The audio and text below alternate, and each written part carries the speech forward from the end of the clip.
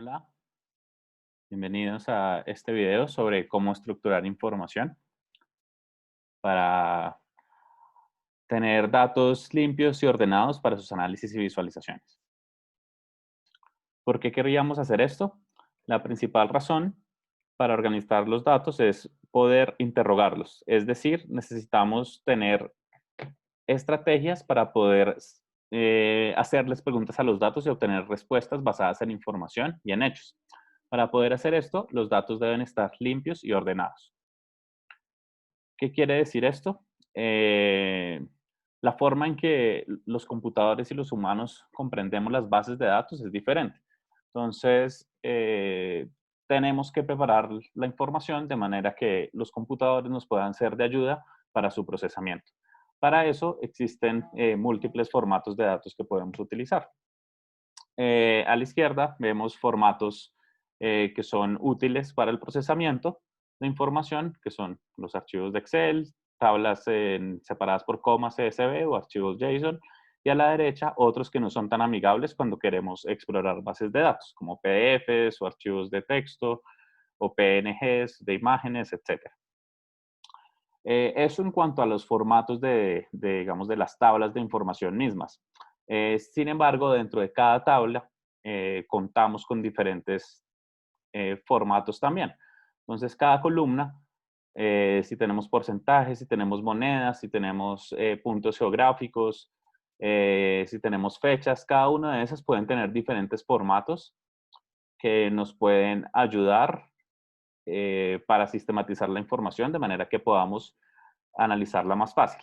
Es muy importante mantener los formatos consistentes a lo largo de las diferentes tablas de información que vamos a analizar. ¿Por qué hablamos tanto de tablas?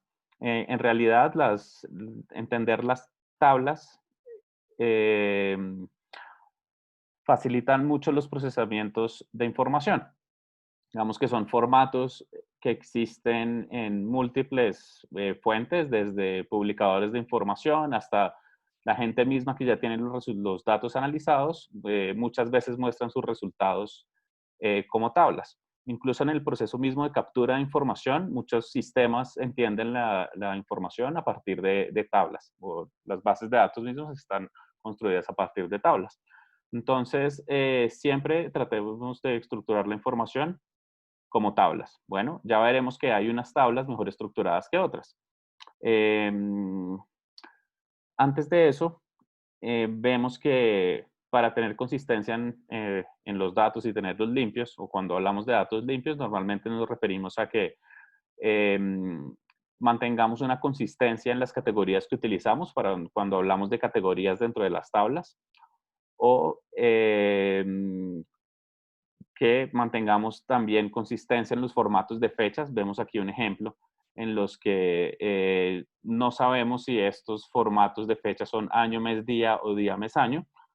Y otra forma de tener los datos limpios es que cuando queramos procesar la información, no adornemos los datos con claves visuales que nos permitan o que dificulten, por ejemplo, hacer cálculos matemáticos sobre los mismos. Ejemplo, monedas, donde le incorporamos diferentes símbolos, puede que no nos ayude a hacer los cálculos. Bien, ¿cuántas variables vemos aquí? Entonces, esto es una tabla sencilla que tiene dos columnas, ¿cierto? A primera vista podríamos decir que hay dos variables porque tenemos dos columnas. Otra persona podría decir que acá tenemos una sola variable que puede ser el sexo, por ejemplo. Em, Sin embargo, la respuesta aquí es que tenemos datos en esta tabla de los cuales desconocemos el contexto.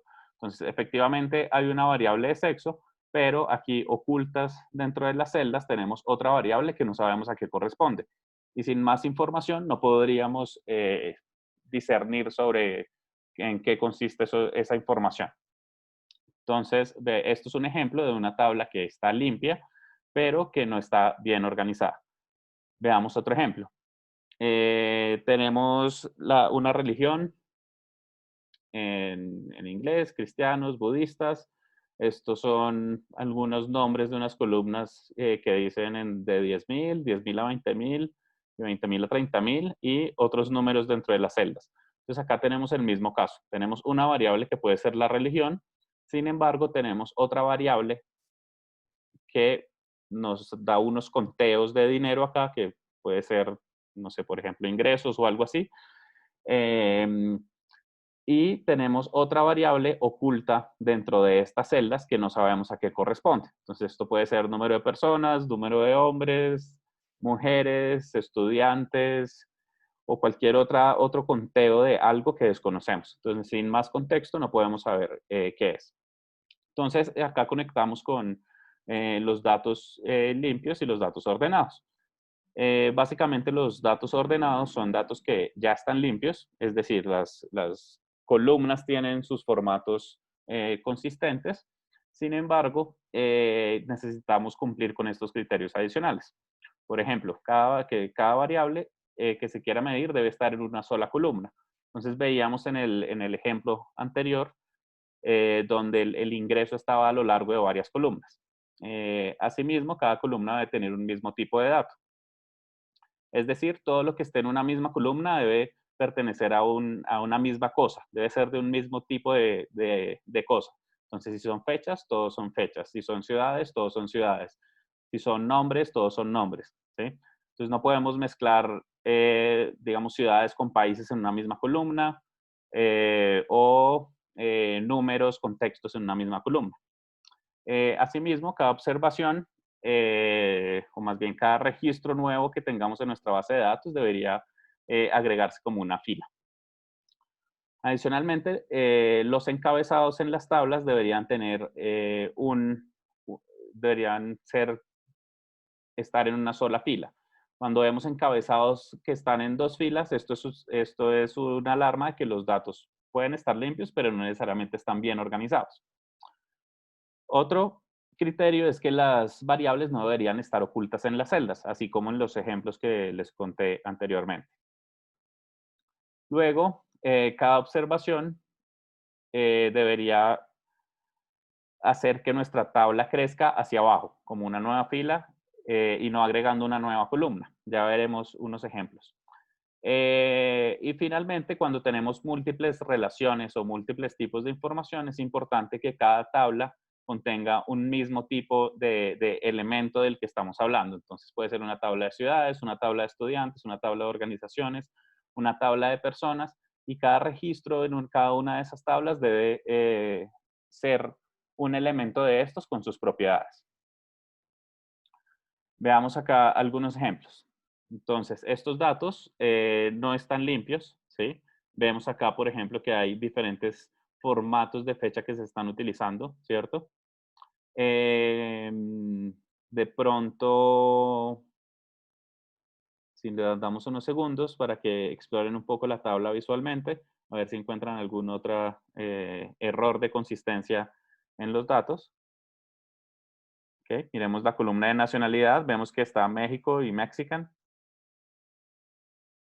Vemos que claramente esto es una categorización que está mal hecha. Cuando hagamos conteos y agrupaciones, vamos a tener diferentes valores para Mexican y México. Lo mejor es tenerlo en uno solo.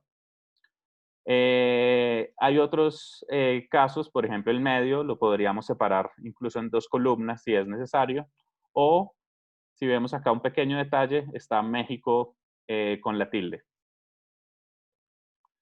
Bien, en temas de organización de datos también tenemos estos casos donde vemos esta tabla corresponde a casos de tuberculosis en diferentes países por rango de edad y sexo. Entonces va de los 0 a los 4 años, de los 15 a los 24. Vemos que la variable, digamos, demografía que me incorpora el rango de edad y el sexo está a lo largo de múltiples columnas, que es una de nuestras alarmas para los datos sucios. Así, tenemos acá los conteos de casos de tuberculosis, ¿cierto? Lo que deberíamos hacer es convertir esta tabla para que crezca hacia abajo. Entonces, lo pasamos de datos anchos a datos largos. Así, digamos, así se dice en análisis de datos. Entonces, copiamos y pegamos acá y repetimos los casos hacia abajo. ¿Bien? Otro ejemplo de cómo volvemos los datos largos en anchos, perdón, anchos en los datos anchos los convertimos en datos largos para el procesamiento.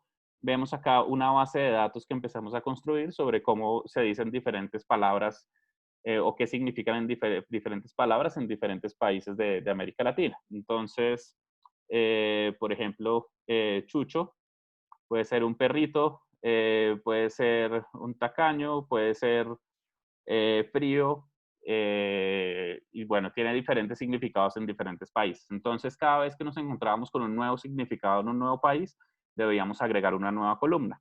Como vimos en las reglas de datos limpios, esto es un caso de que los datos no están del todo bien organizados. Entonces, lo mejor es convertirlos en datos hacia lo largo, donde tenemos la palabra, la acepción y el país, y así cada vez que tenemos un nuevo registro, agregamos una nueva fila. Vemos otro ejemplo, esto igual tenemos otros datos, ya vimos el caso cuando, digamos, los años o alguna variable corresponde a múltiples columnas, pero acá en los grupos de edad vemos un total. En este caso, estamos mezclando tipos de datos en una misma columna y también es un indicio de que los datos están mal organizados. Bien, entonces veamos un ejemplo rápidamente. Muchas veces tenemos que estructurar la información a mano para nuestros análisis. Este caso es un artículo de la revista en Estados Unidos, Mother Jones, que hizo una línea de tiempo sobre las conexiones de Trump y Rusia. A partir de este artículo se puede, digamos, cualquier lector se podría responder múltiples preguntas, como cuántas veces aparece alguien en la historia, cuántos embajadores rusos estaban involucrados, cuál era el vínculo de Trump con los diferentes tipos de personas a lo largo del tiempo, pero responderse a estas preguntas requeriría cada vez leerse y leerse el artículo para encontrarlas. Por fortuna, si organizamos la información, como ya vimos,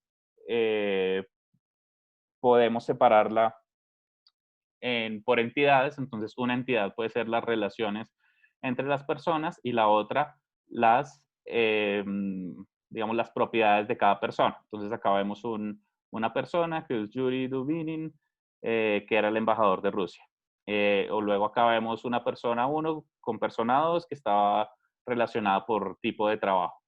Y vemos que al estructurar la información como tablas, es supremamente fácil responderse estas preguntas que teníamos antes. Simplemente hacemos una búsqueda rápida y vemos cuántas veces está involucrada la persona. Y acá lo mismo, podemos hacer conteos de cuántos cargos, cuántas personas con cargo de embajador de Rusia aparecen en la historia. Así podemos respondernos esas preguntas de manera muy simple. Entonces, para tener en cuenta, para interrogar los datos, es súper útil tener un listado de preguntas extensivo de qué quisiéramos preguntarle a los datos. Esto nos va a orientar también en cómo deberíamos organizar la información o conseguir nueva información. Una vez ya tenemos la información, podemos hacer conteos, agregaciones, tablas pivote o tablas dinámicas para respondernos a estas preguntas.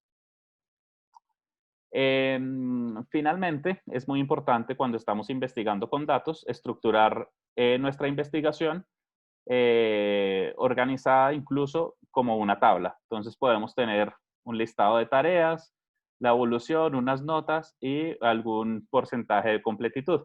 Entonces, en este caso podemos tener acá unas tareas como hacer las solicitudes de información pública, conseguir los datos, descargarlos, escribir títulos, hacer la implementación del sitio web, en fin. Y luego podemos tener, a partir de las preguntas que listamos, tener ideas de cuáles son estas historias que quisiéramos contar. En este ejemplo, vemos uno de nuestros estructuración de la investigación sobre producción de leche y contratación pública en Colombia. Entonces vemos acá diferentes historias que surgieron como lluvia de ideas. Bien, una vez tenemos el listado extensivo de preguntas, tenemos el listado extensivo de fuentes de datos, priorizamos las preguntas y los datos disponibles y pasamos a una selección de nuestra pregunta principal. Esta va a ser nuestra pregunta de investigación. Bien, muchas gracias. Pueden consultar más herramientas en nuestra página datasketch.co.